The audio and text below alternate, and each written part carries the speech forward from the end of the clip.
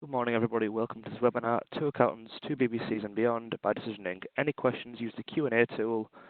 There'll be 15 minutes at the end where the guys will answer your questions. If you close your confirmation box during, you'll result in you losing your audio, and this webinar will be recorded. I'm now going to hand over to Rick and Emiliyan from Decision Inc. to kick off this webinar, and everybody enjoy.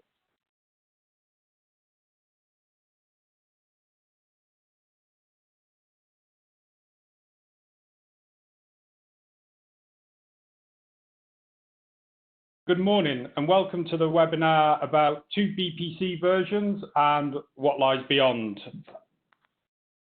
I'd like to start by introducing myself. My name's Rick Emo. I'm a chartered accountant.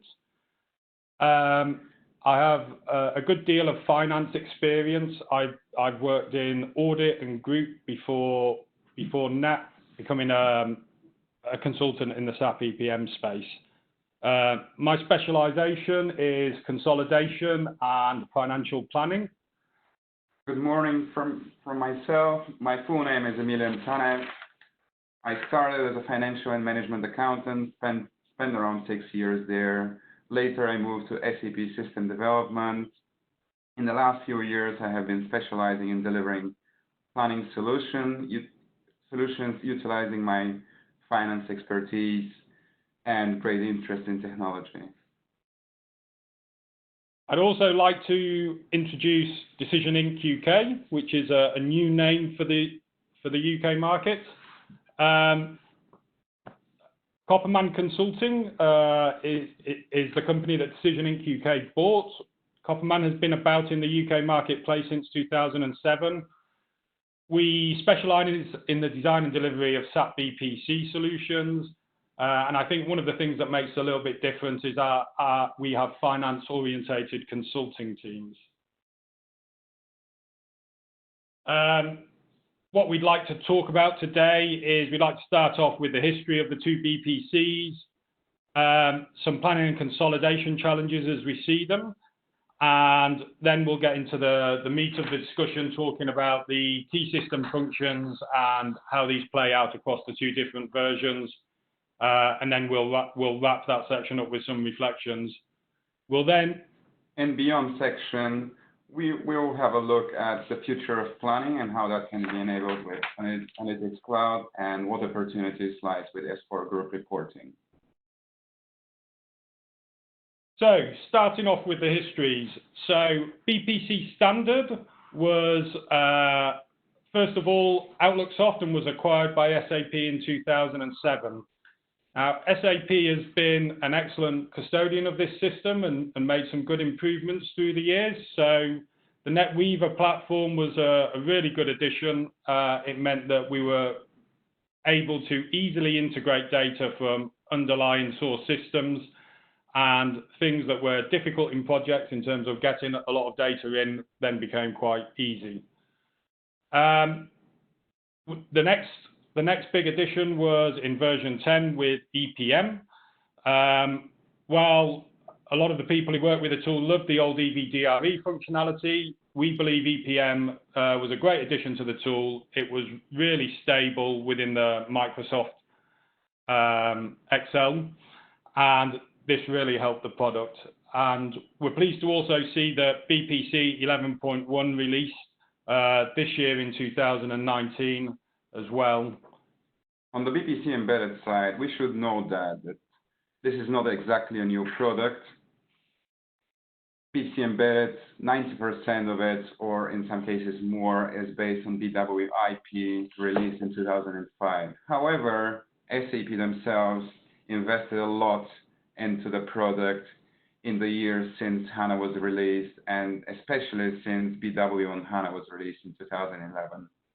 Later, BW Embedded was enriched with consolidation model and with an option of having the so-called product real-time consolidation. And on the planning side, it was the BPC optimized for S4 in 2016. After that, we have embedded on 11.1 on BW for HANA 2. Planning challenges. So the biggest planning challenge as a consultant usually is we are getting into the client we receive, in many cases, we receive something like 20 spreadsheets, which represents different parts of the planning process. A few of them usually are representing the same process, but done differently in different parts of the business. It's quite challenging to unify the process and suggest the best way forward, as well as which parts we can automate using the one solution. In these cases, inevitably, there is a change in the process, and this is where the next big challenge comes. And this is usually something that needs to be driven by the client side and needs to be solved by the change management from the customer side. And just to touch base on the consolidation challenges, a couple of key areas where I think we have challenges. Firstly is source data from ERP. So often we find that most of the accounting time in BPC is actually rectifying or enhancing source data from ERP, and that's not really trial balance information. It's two other areas. So the first area is movement type or transaction type. We find this information is pretty solid with fixed assets, just because of the underlying module in SAP.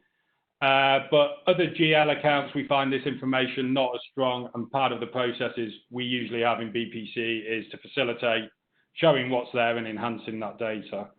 The second area is usually intercompany.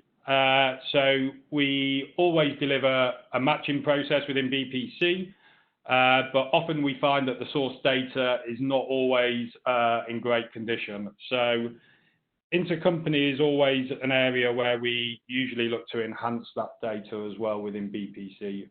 Ideally, those enhancements are pushed back into ERP, but sometimes held just in BPC. I guess one of the other challenges that we find is trying to encapsulate sort of multiple requirements within one system, and sometimes within one data set as well, sometimes within multiple data sets. So it's not always that it's a single reporting requirement. We can often have multiple reporting requirements, such as PLC listed reporting requirements, but also regulatory reporting requirements from the same organization. Equally, we may have multiple GAAP filings, so we may have to file in US GAAP in one place and IFRS in another, or we may have IFRS and SITFA, or we may have a separate type of reporting for some of the regulatory stuff such as Solvency II. So BPC is quite adept and adaptable to pick up some of the additional reporting and some of the nuances and the variation between the gaps. So most of what we want to talk about is the different aspects of an EPM process.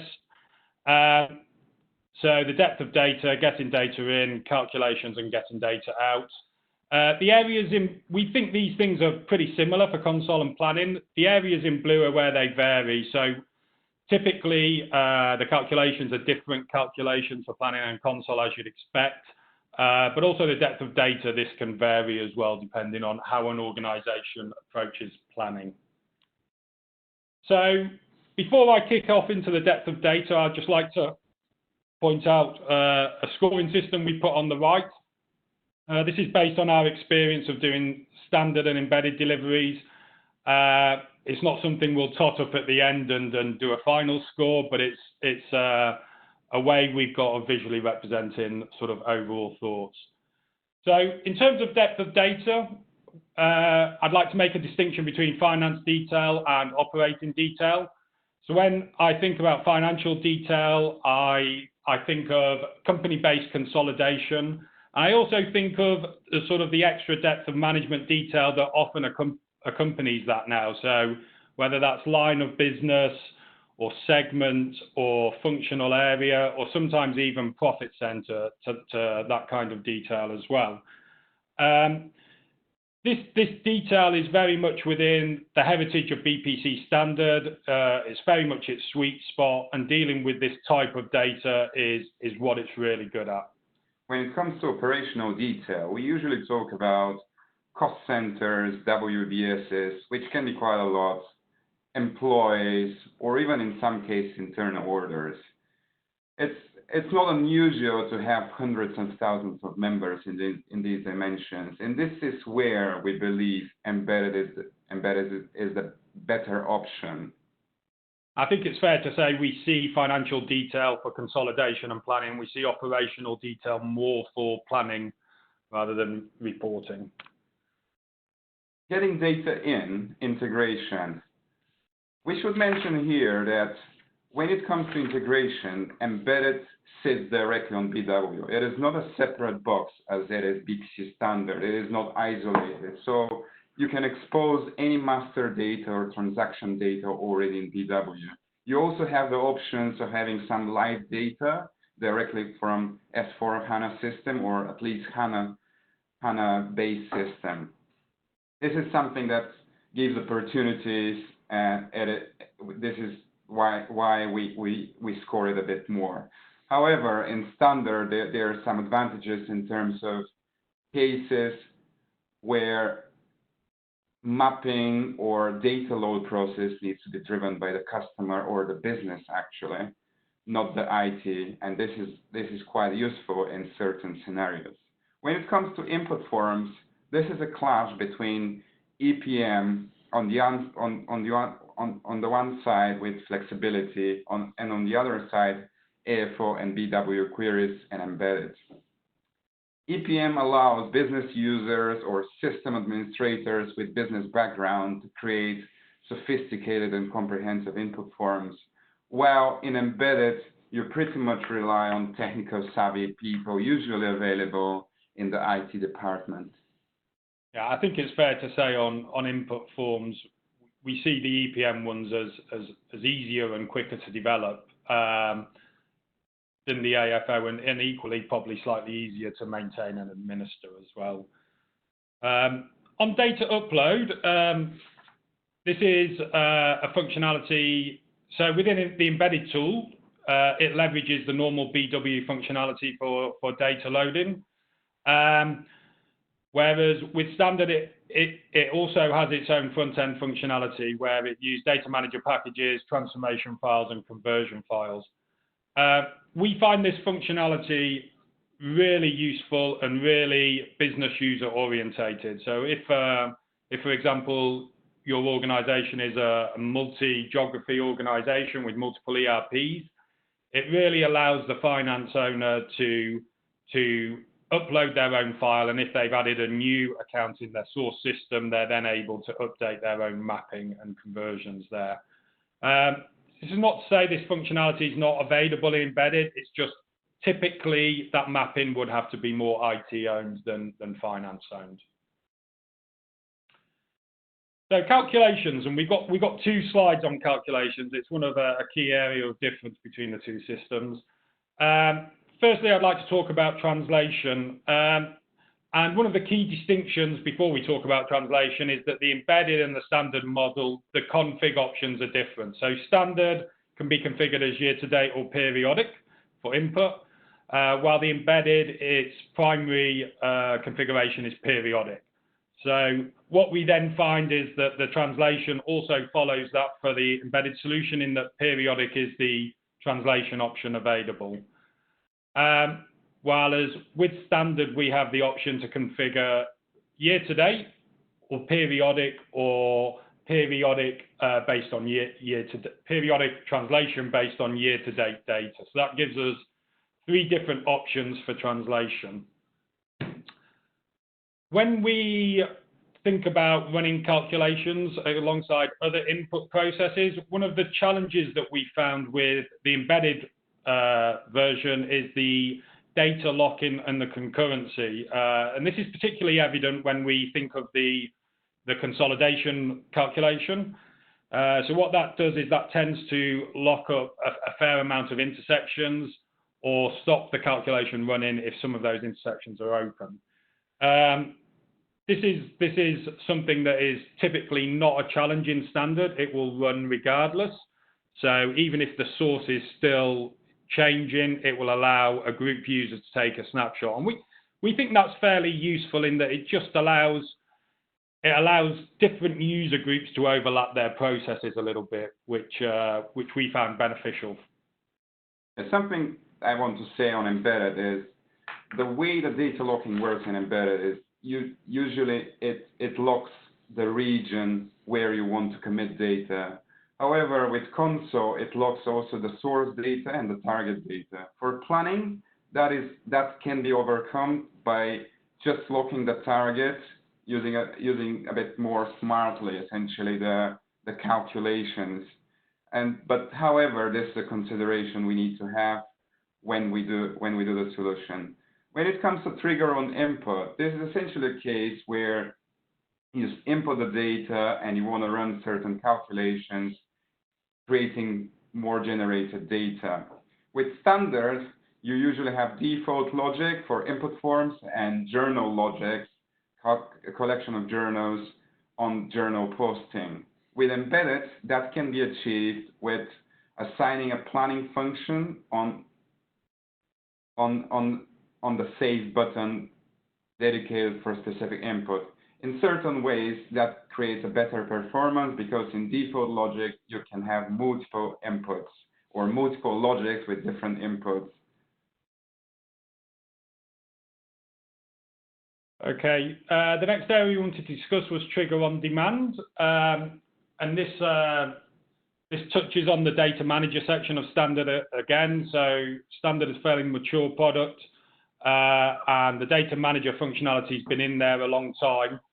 We find the functionality really good. It allows you to trigger packages, monitor the status, and analyze the logs from the front end of BPC Standard.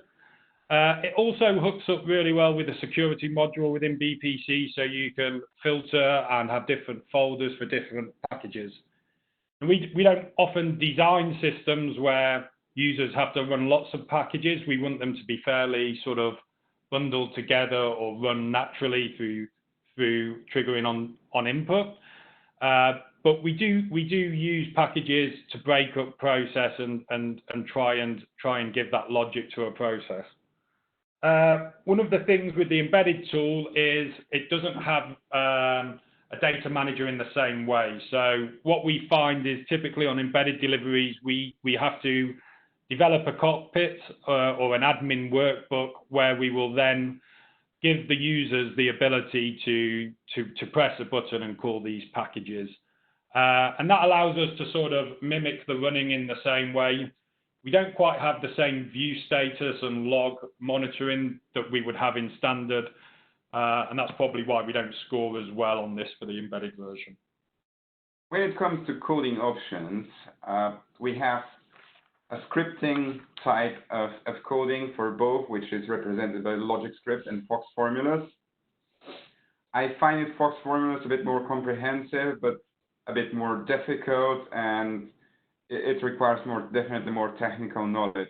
For more complex calculations, we usually use ABAP in both sides, and in embedded, we usually use as well SQL-based ABAP calculations, the so-called ABAP database managed procedures, which gives excellent performance. When it comes to business rules, this is the last point. We tend to put as much logic as possible in business rules for both standard and embedded.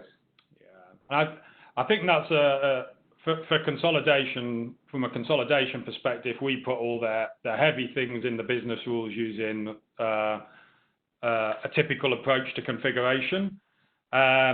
Most of what else we do in consolidation is pretty light. We can do logic split script. If we need something that's more performance, then we'd go to ABAP. But yeah, it's so getting data out, reporting tools. This is again a clash between EPM and AFO, the same way we had with input forms. And again, here, if you want business-driven reporting tool, we believe that EPM is the better tool. However, when you get to complex, more detailed reports and input forms with many columns or rows, which which usually results in big data regions of queries. We have seen that AFO and BW queries in particular has an edge in terms of performance. Yeah, and one of the areas I wanted to pick up on is what we termed complex cherry-picked. And just to explain what I mean by that, so sometimes with financial reporting, and certainly with the final mile reporting, when we're trying to get outputs for board reports or financial statements, what we might do is we might build and fix out or build structures on both column and row axis. We found that when we do this with the embedded tool, it's quite easy to get to a limit on the number of intersections. We were a little bit surprised by this when we discovered this, but this type of requirement is fairly typical for financial reporting and consolidation. And what we found with we've never had a problem with this with EPM in terms of you can develop those reports and outputs in that way, and the query itself runs quite efficiently. So it's just a slight nuance on the tool, and we just felt that standard was a bit better at meeting those types of financial reporting outputs. And just to add here something, these are also referred as asymmetric reports or input forms. This is the cherry pick. Okay. So this is our main reflection slide for the two BPCs. And yeah, we just wanted to talk through the things. So if we have multiple ERPs in an organization, we tend to view that standard may be a better solution for those organizations.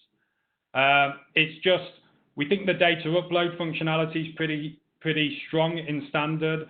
And also, if they're multiple ERPs, they're not going to be massively tied to the underlying master data of a single ERP as well.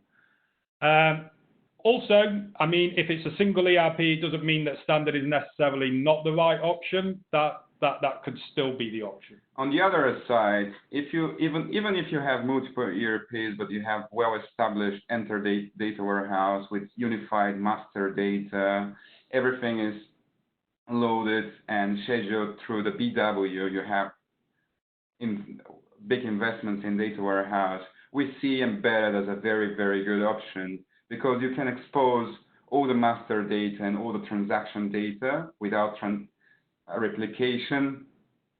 In some cases, you still need to replicate the data in embedded, but usually it's much easier and to do it in embedded.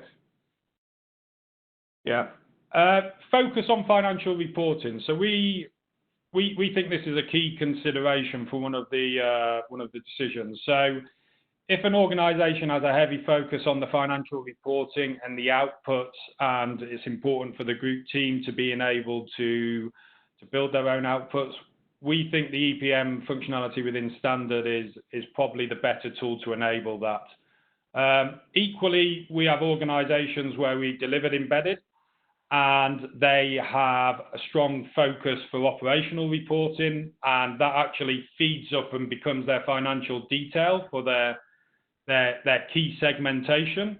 So if operational reporting really does drive out the overall view of the group's performance, then we feel that the embedded solution can be a good fit there. When it comes to data sets, the size of data sets and dimensionality, we usually see a good fit for a standard to be within the smaller and medium data set.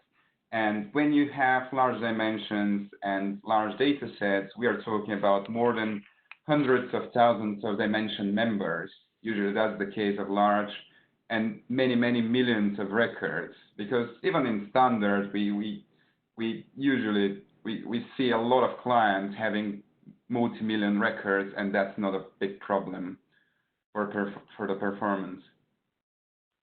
And just to talk about ease of use, ad hoc reporting, one of the behaviors you can often see with finance transformation is you'll get business users or finance users, and they will be taking a fairly standard looking report, extracting it, and then they'll be doing a lot of pivot manipulations, lookups, and presentation views. one of the things that I think a good financial reporting process does is it brings that process into the system. So if we can enable those business users to embrace the reporting tool, then what we get is we get a user that's able to pull the data directly in the output format of the report. I've certainly used that functionality as a group finance user myself many years ago. It's one of the things that I think makes Standard stand out is really just drawing the business users into the system and into the process. When it comes to big queries and high performance, we tend to rely more or see embedded as a better fit overall. System ownership. So on system ownership, we see embedded being quite a technical tool. So we see that as more IT owned. That doesn't mean finance or business don't have a role to play in the ownership as well, but we see that ultimately it must sit with IT. With the standard version, we think the tool itself can be either owned by finance or IT, or both in combination and collaboration. And that's typically where we see it. We see finance owning some of the more functional things and the outputs and the inputs, and IT owning more of the integration pieces. A good example of system ownership is security. When it comes to security, we see standard as a better fit to the EPM process. It allows business to drive the security, and in the same time, IT will not be that concerned about what is the access of data the business users have to the wider BW data warehouse. The BPC standard is a separate box, and business can only configure the security relevant to that box. Okay, so they were our main reflections. I think one of the natural next questions, which some people may have, but probably not everyone, is potentially, should I have one version for one and one version for another process? We think most people will sit on the left-hand side of this diagram, and I'm talking about the options at the bottom. They'll be either standard only or embedded only. However, we do see some organizations where they may take a view that they want to do real detailed operational planning in embedded, but they might like the functionality of standard for financial reporting. So this is something that we talked about and thought about, and we think, there is a few different ways of proceeding. And like the choice of standard and embedded itself, it's something that needs weighing and considering. So that's what we had to talk about on BPC. If we move now to the beyond, I wanted to start with saying with a story which one of my colleagues had an interaction with a CFO, and the CFO's feedback to him was, my actual data takes too long to come in. It takes 15 working days, and I have to wait even longer for the forecast. And by that point, the information ceased to be useful. I needed that earlier to inform the decisions that needed to be made earlier in the month. And one of the things that we see is a lot of clients still do operate a very sort of bottom-up process as well when it comes to budgeting and forecasting. So heavy in the detail and following the process through and trying to make everything add up and produce an answer. One of the things that we thought as a takeaway was potentially whether there is space for a different type of planning process in the future. And on the right, you'll see we've written something, we've made a distinction between fast and detailed. And I put the words in there, flash forecast. So we're fairly familiar with the concept of a flash in the context of actual data. So when we take key metrics like volume, sales, profits, and maybe operating profit, and we report them on working day 1 as a quick flash of what we think the result's going to be. Equally, we think that could be applied to a forecast as well. So there could be a place in a modern forecast for an early prediction of what a forecast's going to be. And we thought that was particularly interesting when we look forward into the new products that are coming from SAP, and particularly SAC. SAP Analytics Cloud, how we see it as of today. So we see it as a very good product for high-level planning, something that Rick mentioned about flash planning. It has excellent disaggregation capability that can flow down to the detailed planning you may have in budget or business plan process or detailed forecast. This essentially will give you opportunity of having, let's say, 15 numbers you will key in a high-level planning, which will disaggregate down to the detailed planning you have with the budget. In addition, it has excellent scripting language. I think it's, in some ways, it is even better than Fox formulas. It is quite capable, and as well as SAP provided a visual way to create the scripting, which is more business friendly, so business will be able to understand it. It has great visualization components in terms of charts, sliders, and dashboards overall. And when it comes to collaboration, I think this is a pure win here. It is quite similar to how we interact in LinkedIn or Facebook, because when we type some comment on certain input form relevant to another person, we can mention that person, and this person will get notification immediately. It's not the typical process where you get some emails and some screenshots. It all happens instantly. How we see SAP Analytics Cloud in the future. The biggest challenge we currently have is the lack of dynamic asymmetric inputs and reports. And what we mean by dynamic, because currently the system already provides a way to do asymmetric input form and reports. If you look at the input form at the bottom left corner, you will see this is a simple OPEX input with a row account in the row axis, and as it seems at first time at the column axis.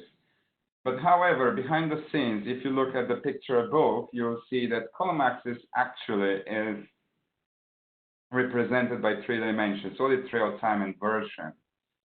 And based on the current period, which in this case is 2019-04, marking the first planning period, we are changing the version and audit trail. This is something, this current period usually stays somewhere in the master data, and it's dynamically driven. Therefore, we don't need to change inputs and reports each period. They're all adjusted dynamically, which is a key. And I think it's fair to say that we use this functionality frequently in both the standard version and the embedded version. Almost all of our input forms will have this in them.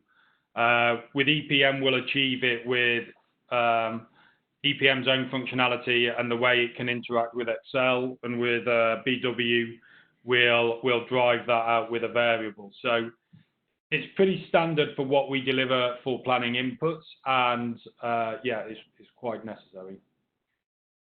What I'm looking forward, in terms of Analytics Designer, so in terms of roadmap, SAP Analytics Cloud, there are a few items which I really looking forward. The first one is Analytics Designer. This is a front-end scripting tool based on JavaScript, which can allow you to essentially drive behavior, usually done by clicking. So instead of clicking, you will have some way of, if you select certain version, then you filter certain columns or do some type of selection, which can be quite powerful and actually deliver the dynamic asymmetric input forms and reports. It is not yet there, but I see it as a solution very soon. And the next thing is offline support. We are quite often asked to whether BPC can provide offline support, and usually there are options. While with SAC currently, which is web-based, that's not an option, but it is coming with the future Excel add-in and the mobile app, which already exists, but I don't think it's currently supported. When it comes to cross-platform Excel add-in, in the new version of Excel 365, there is a new add-in SAP is developing that will provide all the necessary functionality to have it on Mac, Windows, or even Excel in the web. Okay, so SAP Analytics Cloud and where does it fit? So one thing we've not talked about is the context of reporting. So I particularly think that if we compare BPC to some of the other tools in the market where they have a system integrated with a dashboard, I see SAC sitting with BPC for that. So SAC allowing the visualization and the dashboarding, so that's quite key. We see it as being a good tool for high-level planning. And in the future, hopefully, I think very soon actually, we'll be able to deliver detailed planning with SAC the way we do it with BPC. So group reporting.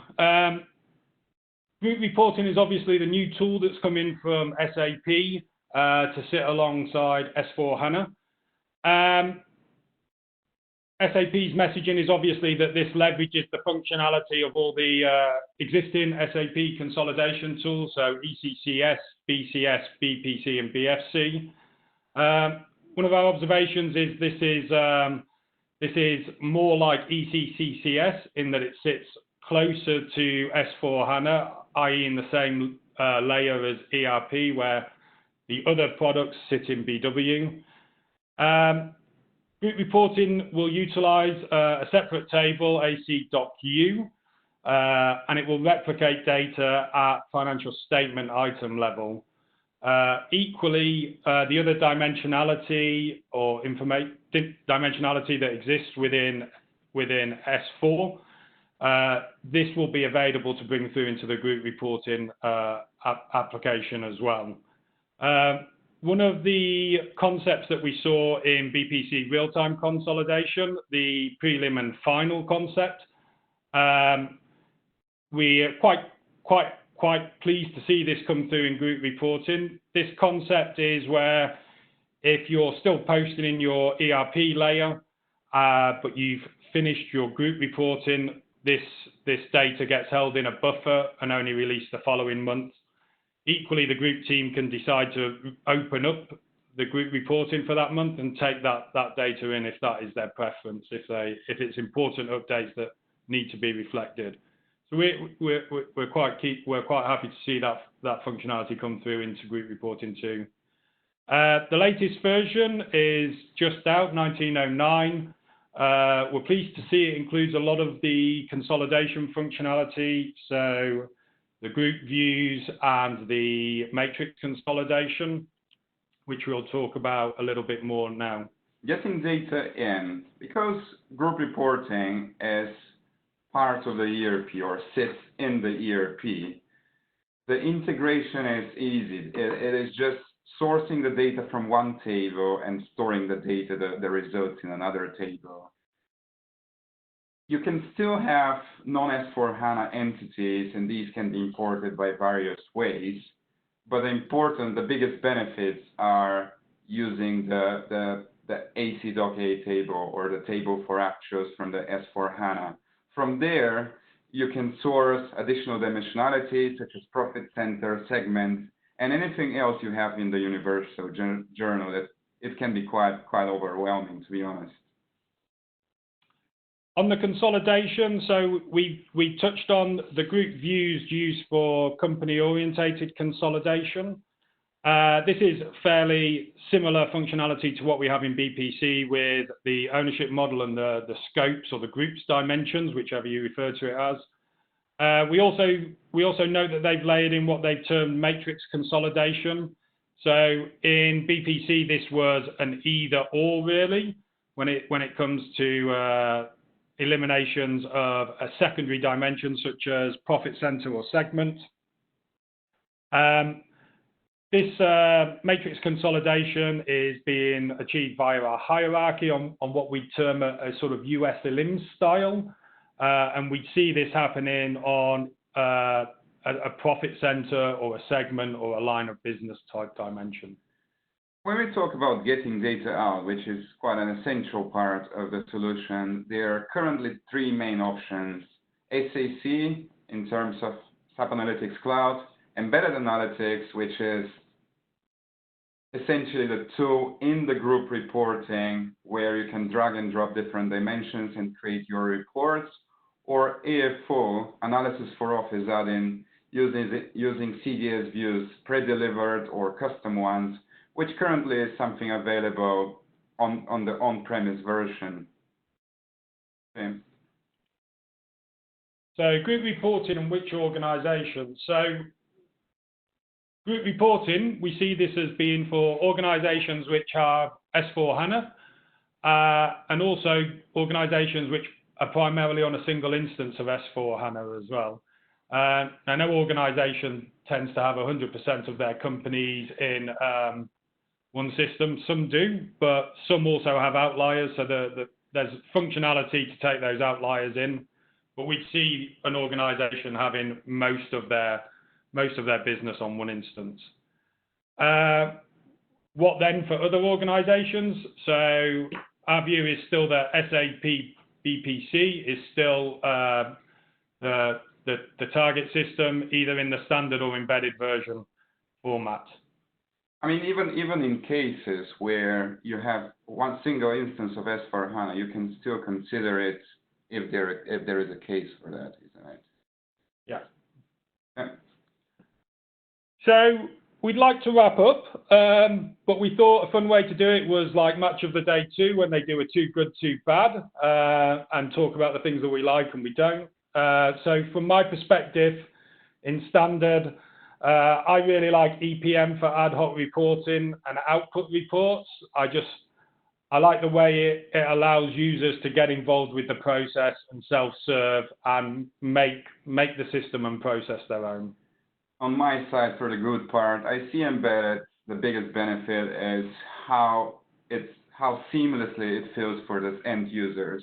So the whole of BW feels like one model. You don't need to change models to get into somewhere else or to commit data and so on. It all feels like one single model, which for me is a big benefit in scenarios where you have multiple detailed models generating data. And on the too bad, from the embedded system, we talked about it already, the data and the system locks, particularly with the consolidation process, it just feels a bit clunky, and it means processes needs to be stepped and a bit more considered, where in standard they'd be a bit more dynamic. On the bad side, for planning, I see the lack of dynamic asymmetric inputs for SAC as a big disadvantage and a showstopper for us to deliver comprehensive planning. We still see it as a good opportunity, however, for high-level planning. This, however, the lack of dynamic asymmetric inputs, I think will be solved pretty soon. So just to wrap up, we will go to questions after this, so if you have any, please feel free to type them into the question section. But just to wrap up, our view of BPC firstly is we think they're both still relevant tools. They've both come out in 11.1 this year. We think it's about the organization and the users and the way they want to use the system and what their data challenges are that really define which one is the correct tool for them. And on looking to the future, we're very excited about SAC, but we are looking for a little bit more development for it to really be switched on for detailed planning. And with that in mind, we'll open it up to questions.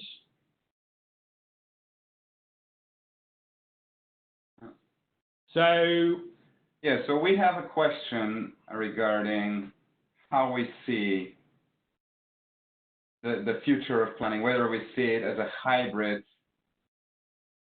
with SAC and being on S4 and BPC on the side.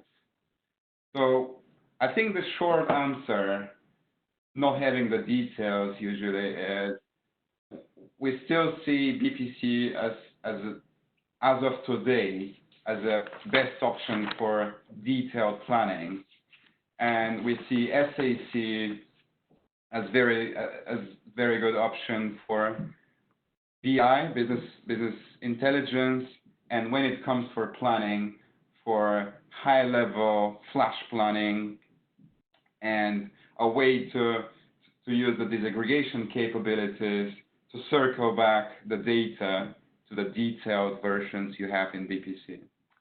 I think the question also alludes to the method of input for data and AFO/Excel. So I think just coming from a pure accounting perspective, what we see finance people engaging with planning processes through Excel.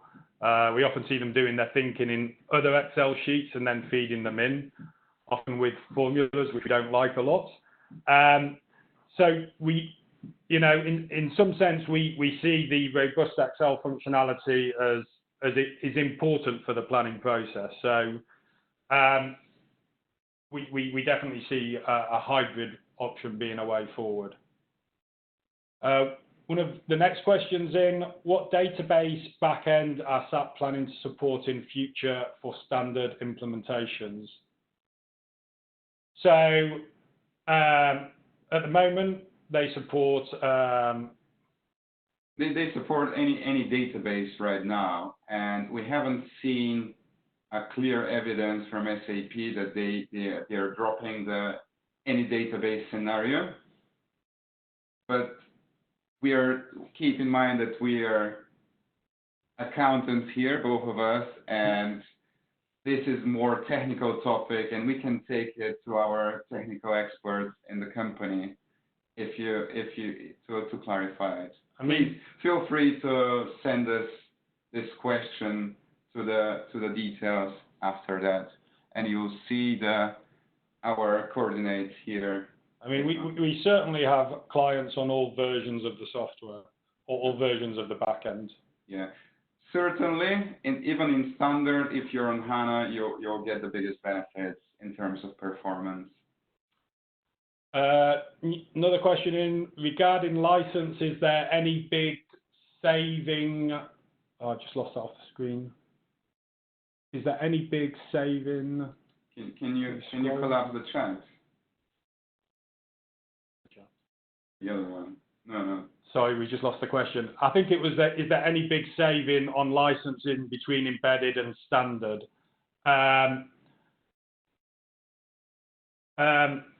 It's an interesting question. As a license reseller, we often don't get involved in that kind of conversation. That tends to be a conversation either directly with SAP or if you buy via a reseller with them. So it's probably not a great one for us to try and take on. So the next question is EPM still used in the latest version of standard, which is 11.1 on BW for HANA 2? And the straight answer is yes. It is part of the analysis for office package. It is embedded. The EPM SAP and data manager pack, they are embedded in FO. So the next one, what is the path for transitioning from standard 10 to 11.1? As far as we know, again, we are not the technical experts here. They are experts in the company which can answer that question. But as far as we know, you need to migrate your BW first, which if you're on standard 10, you're usually either on BW 7.3 or 7.4. So you need to move to 7.5, then to BW for HANA 2, essentially. There are some migration guidelines. And that question's coming for Christopher. And Christopher, if you are interested, we can put you in touch with our technical manager who has definitely done those upgrade processes. Sorry,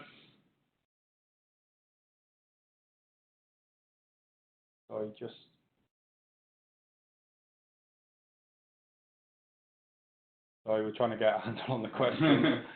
In your experience so far, how easy have you found the reporting on complex hierarchy? We are running SAP 10.1 standard with all master data structure rather than ERP. This has been a challenge for us and BW. So, I guess this question, we will need to look into the specific scenario. At first, we haven't seen problem with that, but I think we need to look at the exact scenario and what is behind it, because usually BW can handle pretty well complex hierarchies.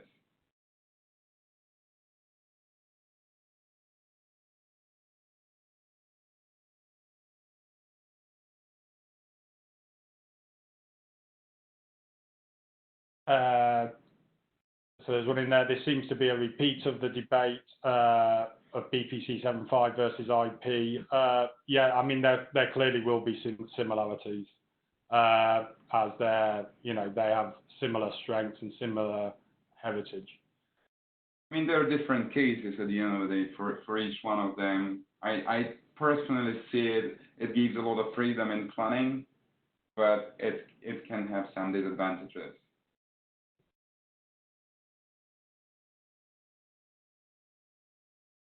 Yeah, so there is another one. Could you expand a bit more on operational headcount planning?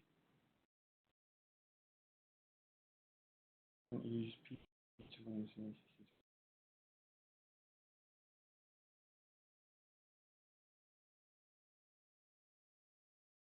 is PCP? When we've dealt with headcount planning, we've typically done that within the framework of BPC. So depending on the organization, that dimensionality can get quite large. We potentially would see that detailed planning process still being served by BPC in the future. Or it can be SAC thing. As far as we know, SAC can work seamlessly in SuccessFactors. And the last thing I remember from the roadmaps, it will be the SAC itself will be embedded in SuccessFactors in the future. So one of the other questions, IP was seen as an IT solution, BPC as a business-led solution. I think that is a reflection. I think today what we see is trying to join detailed reporting and planning with the final mile financial reporting and planning. So I think it's natural that one system will try and achieve both. But I think the comment that IP, we commented that we see it sort of as an IP owned and led product, whereas we think standard really does have the ability to be either finance owned or IT owned. So on the SAC, whether it can integrate with BPC process flows, this is quite a specific question. To be honest, I don't know the answer off the top of my head. We can have a look later after the meeting in the next couple of days and speak to some of the guys who were looking into that.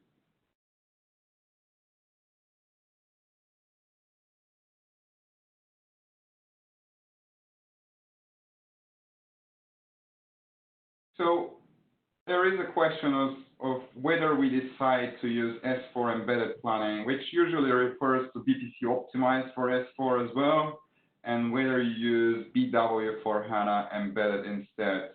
And this all boils down to whether you have single instance of S4 and whether you have many other sources of data. Because if you have big BW for HANA or big data warehouse, enterprise data warehouse, I would probably go for BW for HANA, not knowing all the details on all the specifics. However, S4 HANA, the optimized one, can be a good scenario when when you want to commit back your planning data into ECC, because you have the interface already there. Still, that is possible with BW for HANA, and yeah, both choices are still on the table, but probably I will go for BW for HANA without knowing the details.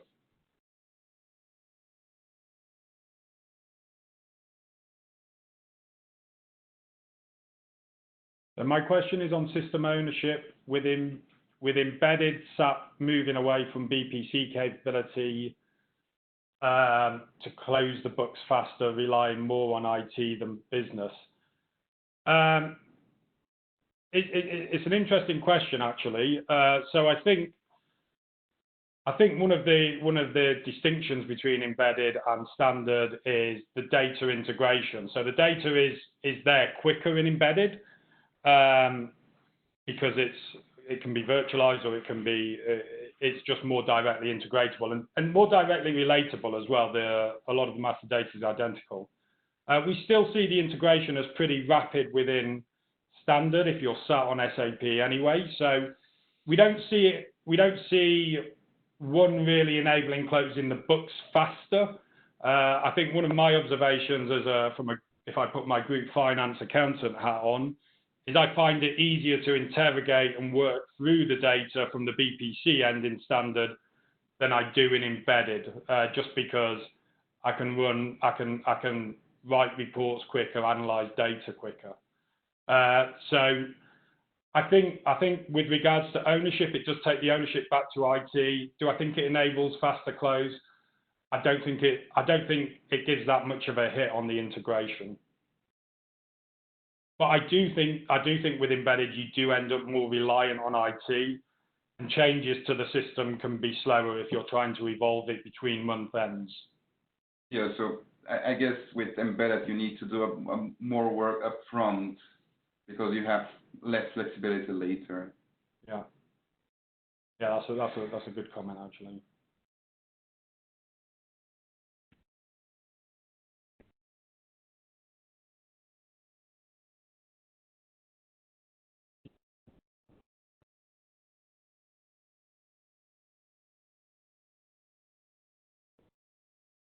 So we have a question.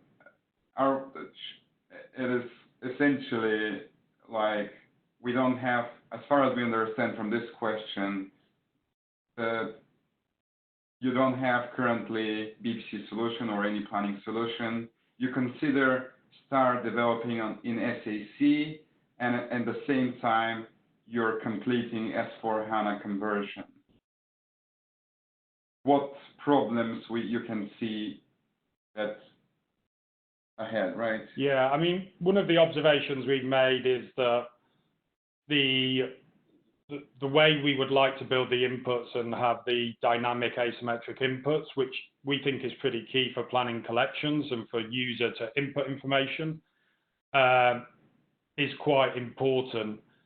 So we're looking to that development coming from SAP to really enable a detailed planning process to sit within there. So at the moment, it depends on timing for yourselves as well, but we'd go to BPC in the first instance at present, but the timing is obviously key. Yeah, it is a very tough question, to be honest. It really depends on when the system needs to go live. If you can wait another year, for example, then SAC can be still a fit. Still, you need to keep in mind, if you have cases with big inputs like hundreds or thousands of rows, which usually it's in the operational detail planning, this is potentially where browser-based inputs may struggle. We haven't tested with that because currently SAC, we don't see it as a good fit for that.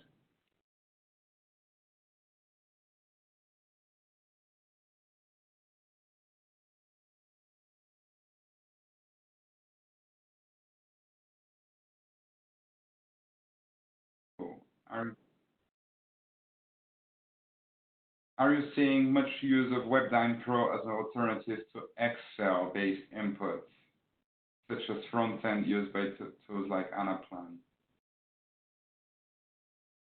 To be honest, we don't really see a lot of use for WebDyn Pro. We still use it for like creating flat file uploads in Embedded or something else, but we don't see it as a good input interface, considering you already have SAC, and I think SAC is better than WebDyn Pro in that scenario.